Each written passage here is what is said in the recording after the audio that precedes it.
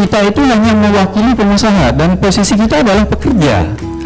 Oke, jadi maksudnya kakinya kita itu lebih pro ke perusahaan dibandingkan kepada karyawan. Ya, Padahal title-nya adalah Human Resources.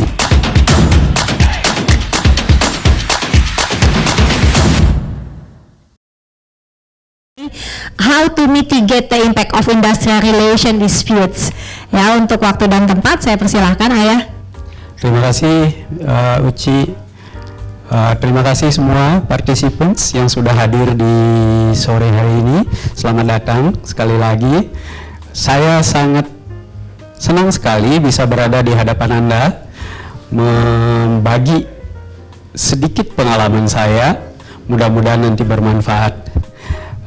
Ketika kita berbicara disputes, mungkin untuk sebagian dari kita itu adalah hal yang menjadi momok sebenarnya. Kita sendiri tidak ada yang berharap pengen punya disputes di dalam hubungan industrial. Namun sebaik-baiknya hubungan industrial, disputes itu tidak bisa dihindari. Dan kita harus hadapi dan harus selesaikan. Nah, itulah tujuan daripada kita ketemu di sini berbagi masalah hubungan industrial. Jadi tujuan utamanya mungkin tadi tidak secara eksplisit dibahas oleh Ibu Asih. Tujuan utama kita mempelajari hubungan industrial itu adalah menciptakan hubungan kerja yang harmonis, di mana tercipta ketenangan berusaha dan ketenangan bekerja. Nah, itu yang menjadi tujuan. Tentu saja kalau terjadi dispute di tempat kerja, kita tidak akan lagi bisa bekerja dengan tenang, tidak juga bisa bekerja dengan berusaha dengan tenang. Oleh karena itu, dispute itu harus diselesaikan. Ya, saya ingin membahas sekarang bagaimana caranya mengurangi risiko yang mungkin timbul dengan adanya disputes. Undang-undang maupun pemerintah dan orang-orang yang menjadi stakeholders di dalam hubungan industrial selalu menekankan penyelesaian konflik atau dispute di tempat kerja itu supaya diselesaikan secara internal, secara bipartit namanya, tapi bukan oleh LKS bipartit.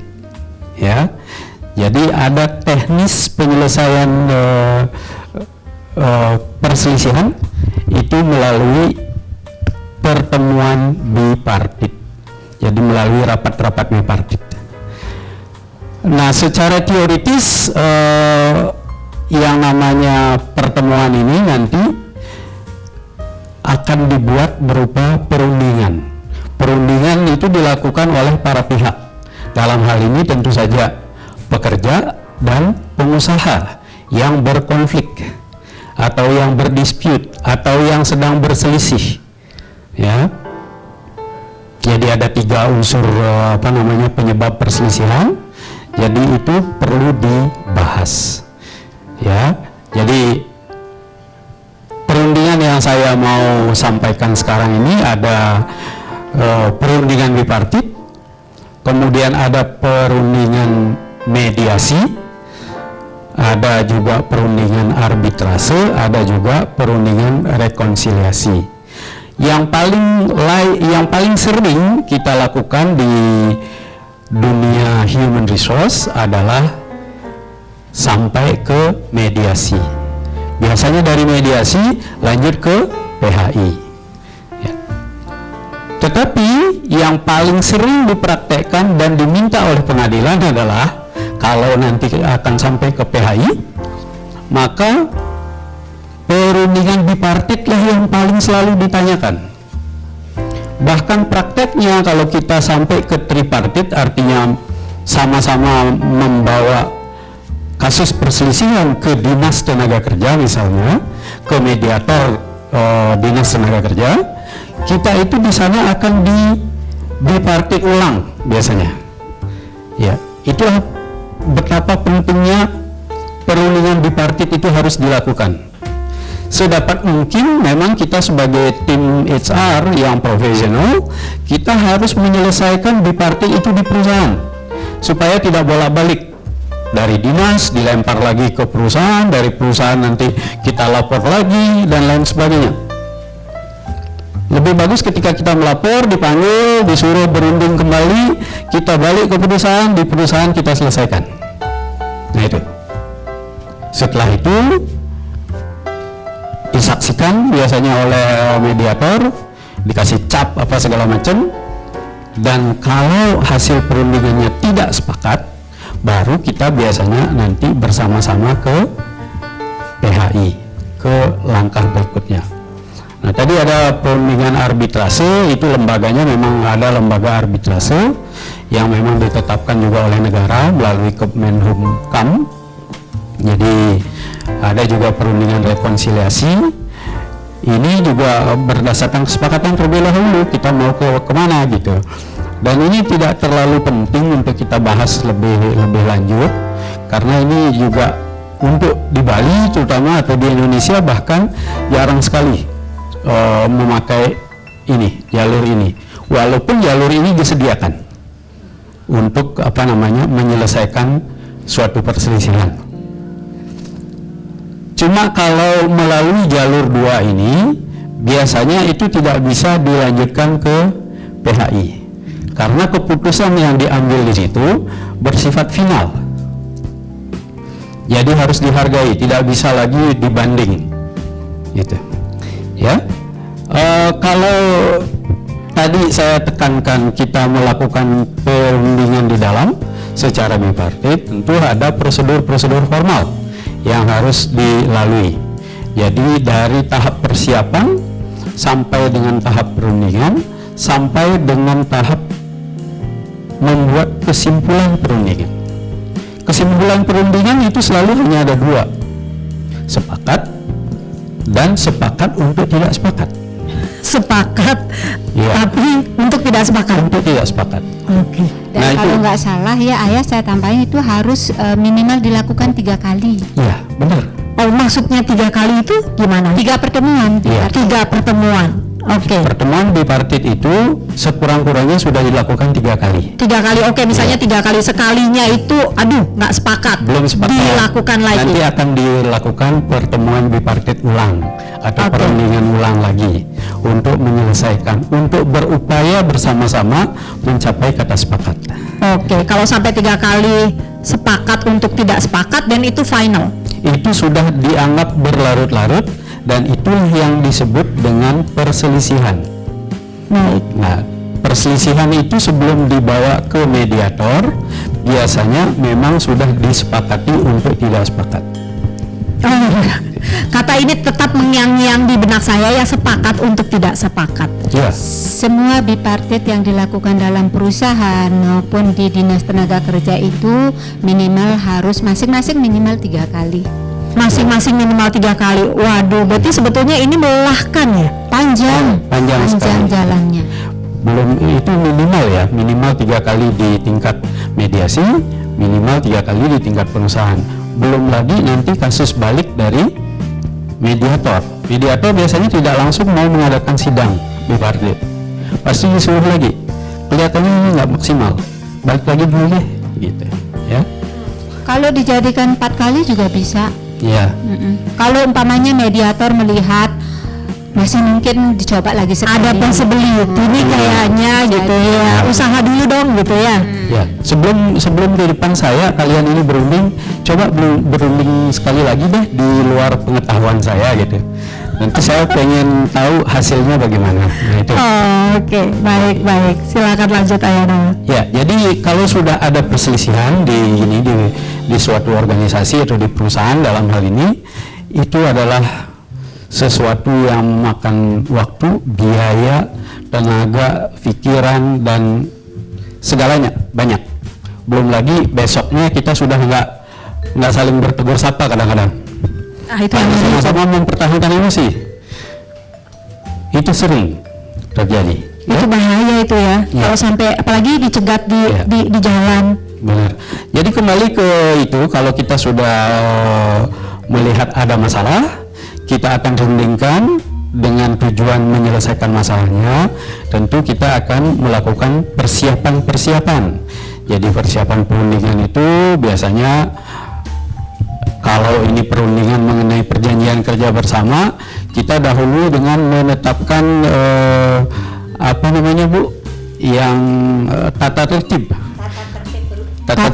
perundingan. Ya, nanti di dalam tata tertib itu juga diatur berapa jumlah perunding dari masing-masing pihak, berapa lama perundingan itu akan berlangsung, di mana perundingan akan dilakukan, dan Siapa juru bicara? Siapa juru bicaranya? Siapa yang berhak bicara pada saat perundingan? Tidak semua peserta perundingan boleh bicara. Itu diatur di dalam tata tertib. Dan harus disepakati tata Iya. tertib itu. Apakah para perunding ini boleh diganti atau tidak dalam perjalanan? Itu semua diatur di dalam tata tertib. Semuanya diatur di Iya, dalam tata semua diatur dalam tata tertib. Karena sering sekali kasusnya pihak-pihak itu tiba-tiba di tengah jalan mengganti tim perundingnya. Ada yang mengganti dengan pengacara, ada yang mengganti dengan orang yang sekedar vokal, ada yang menggantinya dengan apa. Jadi untuk menghindari ini di depan diatur dulu tata tertib perundingan. Setelah itu baru kita bisa memulai perundingan. Ya, tata tertib itu sangat-sangat penting, sangat krusial. Ya. Jadi di slide ini memang ditampilkan secara acak, tidak mesti diikuti seperti itu, namun tata tertib dulu harus diutamakan.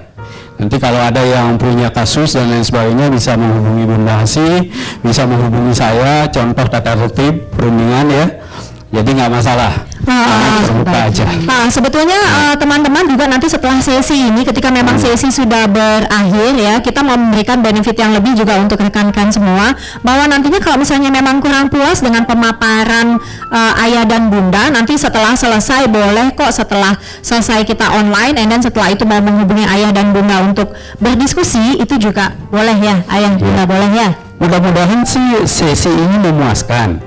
Tetapi sesuatu yang memuaskan biasanya kan ingin lebih dari sekali. Jadi ya silakan gitu. Silahkan kalau mau minta tambahan lagi gitu ya. Kalau ada yang perlu ditambahkan ya. Pokoknya saya simpang aja. Siang malam Tunggu panggilan.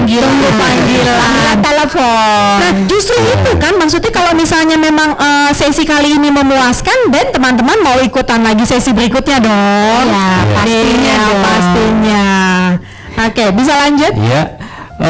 Kemudian tadi kita sudah persiapan, ya saya tekankan tadi adalah tata tertib. Lalu kita menuju ke saat-saat perundingan, detik-detik yang sangat menegangkan. Sebagai profesional di bidang human resource, tentu kita harus mempersiapkan diri dengan banyak hal.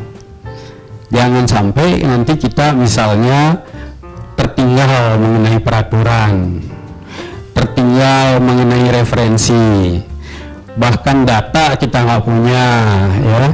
Itu semua kita sudah siapkan di masa persiapan, sehingga pada saat perundingan bisa berjalan dengan lancar, karena dari sisi HR dulu kita itu udah siap lahir batin. Apalagi ini saya melihat anak-anak muda yang ikut ini pertama kali berunding dan lain sebagainya, emosinya biasanya sangat menonjol. Dan ini juga terjadi dengan saya pada saat saya masih muda. Jadi saya ingin menang pokoknya. Jadi di dalam perundingan nggak bisa mengedepankan sikap saya harus menang. Karena yang kita mau dapatkan adalah win-win sebenarnya. Di dalam setiap perundingan itu kita harus mengedepankan prinsip win-win solutions. Jadi kalau itu sudah kita tanamkan di dalam hati kita, di dalam pikiran kita, maka saya sangat berharap perundingan nanti berjalan lancar. Tentu saja dengan didukung dengan data-data yang akurat ya Mbak. Iya, berarti Gitu. dokumennya semuanya harus sudah dipersiapkan ya ayah ya. Iya, paling tidak sudah ada di office lah ya, sekali waktu diminta ini, sekali waktu diminta ini gitu. Iya. Tadi yang jadi highlight juga adalah win-win solution. I mean that as a nature, berarti kita nggak boleh egois sebetulnya ya Ayah. Kita ya. tidak bisa, karena kita kan mewakili juga kepentingan karyawan sebenarnya.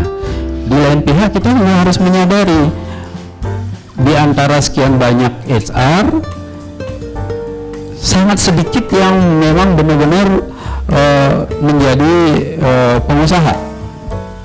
Sangat sedikit sekali.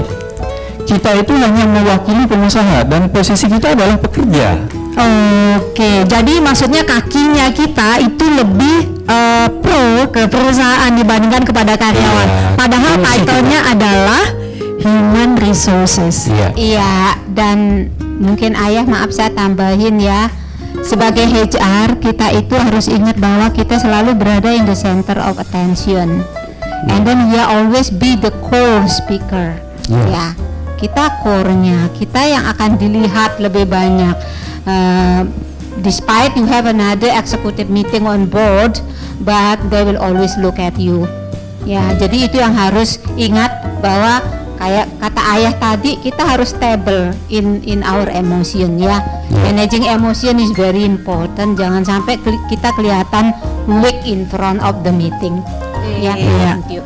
Ya, kadang-kadang kita kalau tidak bisa menguasai emosi pada saat pentas berlangsung, itu tadinya posisi kita yang kuat bisa jadi kecelih hanya dengan beberapa detik saja. Keadaan kita yang emosional itu membuat kita menjadi benar-benar totally weak. Jadi kita tidak bisa lagi mengendalikan situasi. Jadi oleh karena itu, jadi jangan kita mudah terprovokasi. Di situ sudah saya highlight di slides. Jadi fokus tema perundingan. Jangan sampai ada tema-tema baru masuk. Kadang-kadang tim perunding juga tidak hanya dari pihak pekerja, dari pihak pengusaha pun yang menjadi anggota tim perunding, kadang-kadang karena mereka juga bekerja, kadang-kadang tidak sadar mereka memanfaatkan situasi itu untuk memasukkan ide yang tiba-tiba gitu. Jadi makanya perlu hanya ada satu juru bicara. Jadi di tata tertib diatur seorang anggota perunding hanya boleh berbicara atas izin dari ketua perunding. Jadi begitu. Oke, baik. Jadi bisa kita lanjut ya, karena tadi kayaknya mungkin saat perundingan memang sudah jelas sekali. Yang penting adalah win-win solution. Ya, nggak boleh egois. Ya, jadi sebelum perundingan kayaknya mesti yoga dulu ya kayak Ayah Bunda ya. Ya, pokoknya lakukan segala sesuatunya untuk bisa mengendalikan diri. Iya. Jadi tidak tidak lagi menempatkan diri I am the boss, you must listen to me, you must follow me. Jadi sikap-sikap seperti itu dihapus dulu, simpan dulu di belakang kita. Ada saatnya memang kita itu harus bersikap otoriter, karena kalau terlalu demokratis biasanya perundingan nggak selesai-selesai juga. Gitu. Tetapi kita tidak boleh keluar dari koridor aturan. Iya. Kalau menurut saya sih sebenarnya walk the talk is very important ya. Lalu sepanjang kita melakukan apa yang kita ucapkan, itu akan memberikan dampak yang positif terhadap partner kita. Ya, partner kita adalah si pihak dalam hal kita mewakili kepentingan perusahaan, dan partner kita tentu adalah perwakilan pekerja. Iya, berarti perwakilan pekerjaannya dalam artian sendiri adalah perwakilan dari si karyawan. Iya, betul.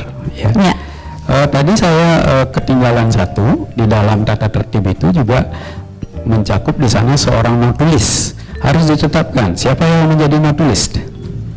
Jadi notulis ini fokusnya adalah poin-poin yang sudah dibicarakan, yang sudah disepakati, yang belum disepakati. Nanti ini merupakan kesimpulan di dalam perundingan. Jadi sehingga pada setiap akhir perundingan ada penandatanganan risalah perundingan.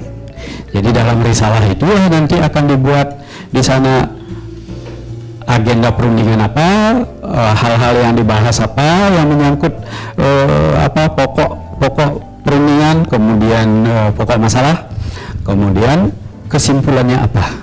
Nah, ini notulis yang ini. Nah, pada akhir perundingan, masing-masing pihak itu harus mendapat kopi sebelum ditandatangani. Harus masing-masing baca. Jadi di dalam ruang perundingan itu harus ada printer, harus ada ini ya. Jadi supaya semua pihak membaca dokumen yang akan kita tanda tangan bersama-sama. Ya, itu yang highlights. Kadang-kadang setelah tanda tangan baru mereka ngejar-ngejar. Oh pak, tadi ada salah itu. Saya ternyata tadi nggak baca. Oh saya ternyata ini. Oh ada ternyata kurang kata ini dan kata itu. Ini kan menjengkelkan. Nah, tapi gimana kalau misalnya terjadi kayak gitu, Ayah? Ya, kita tetap terima dengan terbuka, ya namanya juga. Ulangi lagi betul. Ya itu ada error, ya udah kita perbaiki. Saya ada kiat, bila mana printer itu tidak memungkinkan dalam ruang pertemuan ya, karena ini juga sering saya lakukan adalah catatan yang kita buat tentang risalah pertemuan itu maupun itu dibuat dengan tulisan tangan itu sebelum meninggalkan ruangan pertemuan boleh aja itu diparaf dulu. Ya, diparaf oleh ketua masing-masing pihak membuat paraf, kemudian diketik di kantor, kemudian nanti ngumpul lagi untuk tanda tangan bersama. Ya, dicocokkan. Ya bisa seperti itu. Cuman ini kadang-kadang memakan waktu yang cukup lama. Begitu meninggalkan ruang perundingan, para peserta perunding itu atau para perunding biasanya sudah pada bubar. Susah lagi untuk ditemuin ya. Biasanya begitu, kecuali kita hold mereka. Kalian semua tetap berada di sini sampai dengan print out keluar. Oke. Dan itu tetap saja akan memakan waktu yang lama karena ketika kita ngetik, ngedit, kemudian membaca ulang dan lain sebagainya itu perlu waktu. Jadi either way, yang biasa yang lebih mudah dilakukan asalkan itu disepakati seperti itu teknisnya, itu bila perlu di detailnya juga dimuat di dalam tata tertib perundingan. Iya. Ya. Yang paling penting juga butir-butir yang disepakati itu kita juga harus samakan persepsinya. Ya. Jangan sampai butir-butir yang disepakati, uraian kata-katanya itu nanti menciptakan persepsi yang berbeda lagi. Perselisihan baru. Perselisihan baru. Waduh, tadi nggak kayak begini ngomongnya gitu ya, salah. Maksud saya nggak seperti ini loh. Jadi kok ditulis seperti ini gitu. Iya. Jadi itu juga harus disamakan persepsinya. Di dalam biasanya dalam perundingan PHK itu sering sekali menemukan yang seperti itu. Bolak-balik tadi perasaan tidak begitu, maksud kami adalah begini, maksud ini adalah begini, itu buktinya itu masih lemah, begini. Tadi dalam perundingan nggak ngomong, setelah keluar dari ruang perundingan, setelah siap tanda tangan, baru mulai bicara. Nah ini makanya ya kalau begitu sampaikan kepada ketua Anda, tidak bisa di sini disampaikan secara pribadi. Jadi saat itu kita perlu kadang-kadang sikap yang tegas. Saya sekarang ini tidak bisa mewakili siapa-siapa. Saya hanya mewakili diri saya sendiri. Nanti di ruang perundingan lagi, perundingan berikutnya Anda sampaikan. Ya. Apakah pernah Bunda Asi atau memang Ayah memakai maksudnya metode yang lain? Kalau saya lagi berpikir secara generasi milenial ya, maksudnya mikir diketik udah gitu, waduh tadi saya nggak kayak gini, kayaknya tadi nggak begitu. Pernah nggak sih melakukan recording atau memang video? Nah ini lihat aja sendiri. Bisa. Saya pernah melakukan itu. Ketika kita melihat ada kemungkinan tim yang kita ajak berunding itu punya potensi untuk screwed up istilahnya dalam bahasa Inggris ya. Jadi untuk situasi begitu menghadapi tim yang seperti itu, dulu pernah saya setiap pertemuan saya izin pertemuan ini akan kami rekam. Visual rekamannya ada di meja. Jangan diem-diem. Oh iya, karena nggak boleh secara hukum kalau diem-diem. Iya. Baik. Ya, jadi begitu. Tetapi kita berbicara di sini tidak hanya membicarakan bahwa perusahaan yang memiliki serikat pekerja. Ini perundingan secara umum antara pengusaha dengan pekerja, begitu. Iya, oke. Bisa. Jadi intinya adalah untuk pasca perundingan mesti betul-betul di make sure bahwa memang semuanya antara kedua belah pihak itu betul-betul ngerti dan kemudian juga harus ditandatangani oleh setiap peserta dari perundingan. Bukan saya, Tidak harus bukan setiap peserta. bukan- Tidak setiap harus setiap peserta ya. Mhm. Di tata tertib itu yang menentukan. Di sana risalah itu ditandatangani oleh siapa? Baik, Ya. pengertian yang sama itu yang penting. pengertian yang sama. Oke, baik kalau begitu. Ya, bisa lanjut Ayah. Saya kira itu saja kalau ini. Kalau Ayah mungkin bisa lebih dekat Ayah, katanya agak suaranya kurang keras, mungkin volume. Saya selalu masalah ya.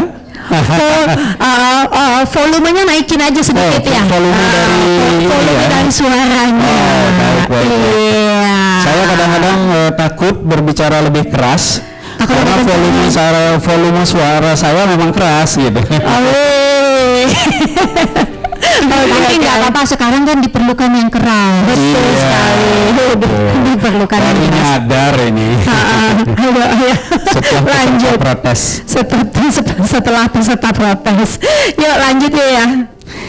Iya, tadi sebelum ada negosiasi, slide-nya ini justru terakhir, jadi berupa kesimpulan jadinya. Jadi kita perlu identifikasi, setiap terjadi masalah kita identifikasi, boleh ada tim identifikasi dini, tadi Ibu Asih sudah menyampaikan, biasanya itu berupa lembaga SKS bipartit, setiap anggotanya boleh melakukan identifikasi dini, ada permasalahan apa yang perlu di find out, kemudian apakah itu perlu dirundingkan atau perlu hanya lobby di di lobby sambil ngopi gitu bisa. Lobby sambil Ya, ngopi. kalau menemukan itu, kalau ada findings itu bisa diselesaikan di luar meja perundingan dan ini jauh lebih efektif daripada kita memformalkan ke dalam meja perundingan. Kalau cukup dengan lobby, oh ya saya sudah mengerti masalahnya, saya mewakili pekerja, saya paham gitu. Nah, tetapi kalau masalahnya adalah masalah PHK, kita tidak bisa pakai lobby saja. Harus diformalkan karena harus ada risalah perundingan bipartit. Ya, untuk nanti mengesahkan PHK itu. Harus mendapat pengesahan soalnya dari pengadilan kalau PHK yang tidak diterima oleh ini. Yang diterima pun sebetulnya secara formal itu harus disahkan oleh pengadilan. Yang tidak formal. Yang disepakati, misalnya pekerja di PHK, dia itu di PHK dengan syarat begini, dia nerima, itu harus didaftar di pengadilan. Walaupun memang si karyawan itu sudah memang menerima pemutusan hubungan kerja, tetap harus didaftarkan. Karena orang masih boleh berubah pikiran dalam setahun ke depan. Lama ya. Ya, betul lah. Makanya perlu didaftar berupa PB. Jadi perjanjian bersamanya itu kita itu sepakat untuk mengakhiri hubungan kerja atau hubungan kerjanya diputus oleh perusahaan. Jadi tanda tangan disaksikan oleh saksi-saksi gitu. Didaftarlah ke PHI begitu. Oh, berarti dalam 1 tahun itu bisa CLBK sebetulnya. Oh, bisa. Karena ada undang-undang memberikan peluang Untuk gugatan menggugat itu kembali. dilakukan within 1 years gitu. Iya. Jadi Oh, satu oke. tahun. Iya. Tapi kalau saya ya Kak Uci ya, untuk tidak membuat berlarut-larut menempuh yang birokratif seperti itu, gampangnya kalau kita udah sepakat satu dengan yang lainnya, kalau mau nih karyawan udah mengundurkan diri aja. Kemudian dikasih haknya, jangan lupa ya. Ya benar. Saya juga lebih banyak melakukan itu kalau ini mengenai perselisihan PHK. Jadi dia kasih itu hak pensiunnya sesuai dengan masa kerjanya. Kalian atau kamu nanti pekerja itu bisa mencari pekerjaan lagi di tempat lain dengan nama baik, tidak akan dibongkar-bongkar apa penyebab dia di PHK. Jadi kita memberikan surat keterangan juga normal, tak ada yang tahu. Jadi itu memang yang benar-benar soft landing namanya kalau Soft landing. Iya, soft landing. Jadi mutual benefit lah sebenarnya. Dari kita, dari sisi perusahaan ataupun dari sisi human resources juga lega, oh akhirnya berhasil. Kemudian dari sisi karyawan juga merasa oke, tidak dirugikan karena semua hak-haknya sudah diberikan. Dan haknya itu continuous ya. Jadi hak untuk mendapatkan pekerjaan di tempat lain nanti kan tidak terganggu. Betul. Jika jalan itu yang ditempuh gitu. Jadi ini murni nanti lebih ke kesadaran daripada pekerja sih. Jadi kalau mereka sepanjang mereka masih bertemu kita langsung itu akan lebih gampang terjadi, kecuali kalau mereka sudah melibatkan pihak ketiga dan mereka dapat bisikan-bisikan yang lain, ini akan menjadi lebih sulit. Tapi usahakan things happen, conclusion happen at the first place. Oke, baik. Nah, kalau untuk Ayah, kasus apa sih yang maksudnya yang mungkin menurut Ayah paling berat dalam kasus pemutusan hubungan kerja? Tapi finally soft landing. Kalau saya kebetulan mungkin tanpa ingin sama sekali mengenang peristiwa-peristiwa pahit selama karir saya, mungkin kalau urusan PHK, saya mungkin di Bali saya bisa katakan saya yang melakukan PHK terhadap karyawan paling banyak. Berapa banyak? Ya, di kesempatan pertama saya melakukan dengan 700 orang. Di kesempatan pertama udah 700. Iya, kesempatan kedua saya memang nasib saya atau gimana.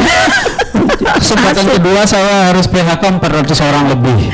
Jadi 1000 sekian yang sudah putus hubungan kerjanya di tangan saya. Kalau boleh nanya, itu kan akibat akhir dari sebuah demonstrasi yang strike yang nggak jelas ya kalau nggak salah. Waktu itu masih belum ada Undang-Undang 13, tetapi ketentuan mengenai pemogokan tidak sah itu sudah ada. Oke, berarti sudah kita ketahui Undang-Undang 2013. Berarti terjadi sebelum 2013 kan? Undang-undang Kejadiannya tahun 2000. Oh, undang-undangnya tahun 2000. Ya. Oh, Illegal kejadiannya tahun 2000. Illegal strike. Tapi itu kalau nggak salah ya. Illegal strike, namun pada saat itu yang namanya kompensasi pemutusan hubungan kerja itu sudah ada ditetapkan dengan peraturan menteri keputusan menteri 150 tahun 2000, sehingga pembayarannya pun berdasarkan Kepmen 150 tahun 2000 yang mana diadopsi akhirnya dalam Undang-Undang 13 di pasal 156. Oke. Jadi ketentuan mengenai pesangon, penghargaan masa kerja dan lain sebagainya di Kepmen 150 itu ditampung di dalam Undang-Undang 13 pasal 156. Wah, luar biasa sampai apal sebegitunya, berarti sudah pengalaman banget mengenai PHK. Oke, bisa lanjut Ayah. Ya, itu yang jelas mudah-mudahan tidak, karena mem-PHK orang menghancurkan periuk nasinya orang. Pendaringan itu merupakan pengalaman yang paling tidak mengenakan di dalam karir. Sedapat mungkin jangan sampai mendapatkan peristiwa yang seperti itu. Kalau masih bisa menghindar sebelum terjadinya konflik yang seperti itu, pindah aja ke tempat lain gitu ya. Waduh. Kayaknya Kak Uci itu jadi the decision atau an action that we are muslihat to do lah. Ya, jadi sesuatu yang nggak suka kita kerjakan ya. Iya, oke. Tapi tidak bisa dihindari. Tidak bisa dihindari. Ya, karena kaki kita tadi saya katakan kita sebagai karyawan tapi bergaya seperti pengusaha beneran. Oke, baiklah. Berarti sekarang ini memang proses negosiasinya tadi sudah diinformasikan sama Ayah Nawe, ya, ada identify, kemudian juga ada finding, kemudian kronologi, negotiate, ya, kemudian juga at the end adalah resolusinya. Iya, baik kalau begitu.